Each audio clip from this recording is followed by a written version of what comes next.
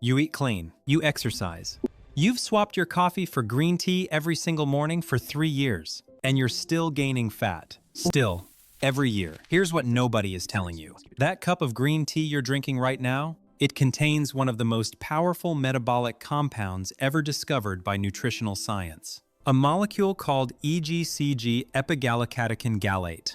And under the right conditions, it can physically block your body from absorbing dietary fat before it ever enters your bloodstream. But here's the brutal truth. The way most people drink green tea makes EGCG almost completely useless. You are pouring a biological weapon down the drain, and then wondering why your metabolism feels stuck in concrete. Today, we're going inside the gut molecule by molecule to show you exactly what EGCG does at your intestinal wall, why the timing and preparation of your green tea either activates or destroys this mechanism, and a protocol to use it as a targeted metabolic intervention. Not a drink, a tool. Stay with me, because this changes everything.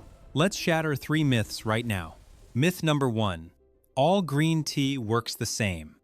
It doesn't. The EGCG concentration varies by a factor of 8, depending on how the tea is brewed. Water temperature, steeping time, tea grade.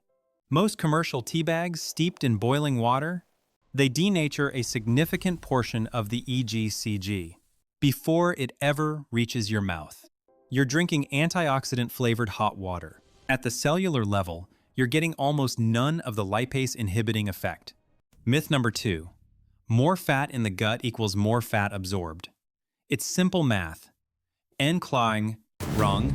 Your gut doesn't just passively absorb fat. There is a gatekeeper, a digestive enzyme called pancreatic lipase, and its job is to break triglycerides apart into free fatty acids, small enough to pass through the intestinal wall. No lipase activation, fat cannot cross. It passes through. This is the exact mechanism that pharmaceutical fat blockers like orlistat try to exploit. But EGCG does it naturally, and without the catastrophic side effects. Myth number 3.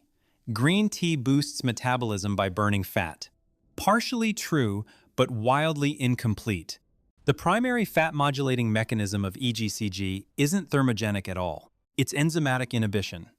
A lock-and-key interaction happening right at the brush border membrane of your small intestine, blocking absorption at the source. You are not burning fat faster. You are refusing entry to new fat before it can be stored. And the reason your current green tea habit isn't working? You're probably drinking it wrong. At the wrong time, in the wrong preparation. We'll fix that in a few minutes. Imagine your small intestine as a 2-0-foot highway, with thousands of toll booths lining the walls. Every fat molecule you eat must pay the toll. And the toll collector is pancreatic lipase. Here's the cascade, step by step. Minute 0. You eat a meal containing fat. Triglycerides, 3 fatty acid chains bonded to a glycerol backbone, arrive in your duodenum. They are too large to be absorbed. The intestinal wall cannot take them in their current form. Minutes 2 through 8. Your pancreas detects the fat bolus and releases a flood of pancreatic lipase into the duodenum. Simultaneously, your gallbladder contracts, releasing bile salts that emulsify the fat, breaking large fat globules into thousands of microscopic droplets, dramatically increasing the surface area exposed to lipase. This is your body optimizing for maximum fat absorption. It is an evolutionary system built for scarcity, but you don't live in scarcity. You live in a world of chronic caloric excess. Minutes 8 through 25. Lipase docks onto those emulsified fat droplets and cleaves the triglyceride bonds. Free fatty acids and monoglycerides are released. These tiny fragments are now small enough to pass through microvilli, directly into enterocytes, your intestinal cells, where they are repackaged into chylomicrons and shipped straight into your lymphatic system, and then your bloodstream. This is where EGCG enters the story, and it is extraordinary. EGCG's molecular structure contains multiple phenolic hydroxyl groups. Think of them as tiny magnetic hooks. These hooks allow EGCG to bind directly to the active catalytic site of pancreatic lipase. It physically occupies the space where lipase would normally grip a triglyceride molecule.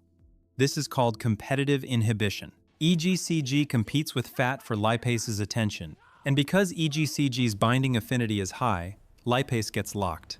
Occupied. Unable to function. The result? Those triglycerides remain intact, too large to be absorbed. They continue down the intestinal tract and are eventually excreted. The toll booth is blocked.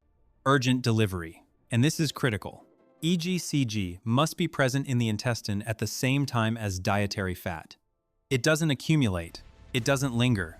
The window is roughly 30 to 60 minutes post-ingestion. Miss that window, and the mechanism simply doesn't fire. This is why timing is the entire game.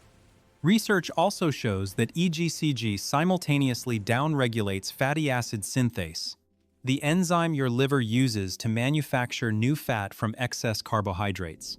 So you have a dual mechanism, blocking dietary fat absorption and reducing endogenous fat creation. 2 gates, 1 molecule. Here is the protocol, 4 steps, all grounded in the biology we just mapped. Step 1. The right preparation. Use Japanese-grade green tea matcha ceremonial grade or a high-quality loose-leaf sencha. Water temperature must be between 160 and 175 degrees Fahrenheit, approximately 70 to 80 degrees Celsius. Boiling water destroys EGCG through thermal degradation. Steep for exactly 3 to 4 minutes. This preserves EGCG concentration at its biological peak. Step 2. The timing window. Drink your prepared green tea 15 to 20 minutes before a fat-containing meal. Not after. Not during. Before. This ensures that peak EGCG concentration in your duodenum coincides with the arrival of dietary fat, creating the competitive inhibition cascade we just described. Step 3. The synergy stack. Add a small amount of black pepper extract or freshly cracked pepper to your meal. Piperine, the active compound in black pepper, has been shown to significantly increase EGCG bioavailability by inhibiting glucuronidation in the intestinal wall, the process that normally deactivates EGCG before it reaches its target. More bioavailable EGCG means a stronger lipase inhibiting effect. Step 4. The neural reset window. After your meal, take a 10-minute walk within 30 minutes of eating. This is not just about blood sugar. Walking activates gastric motility, the muscular contractions that move intestinal contents forward. A slower transit time allows EGCG more contact time with lipase-laden sections of the duodenum. You are maximizing the duration of enzymatic inhibition. 4 steps. That's the protocol. Preparation, bioavailability amplification, transit optimization, each one targeting a specific node in the absorption cascade. Now I need something from you. In the comments right now, tell me 3 things. First, what grade of green tea are you currently using? And what temperature are you brewing it at? Be specific. Second, are you drinking it before meals, during meals, or randomly throughout the day? This alone will tell me exactly why your results have stalled. Third, do you experience any digestive discomfort, bloating, or loose stools after fatty meals? Because if you do, that is your gut signaling a lipase dysfunction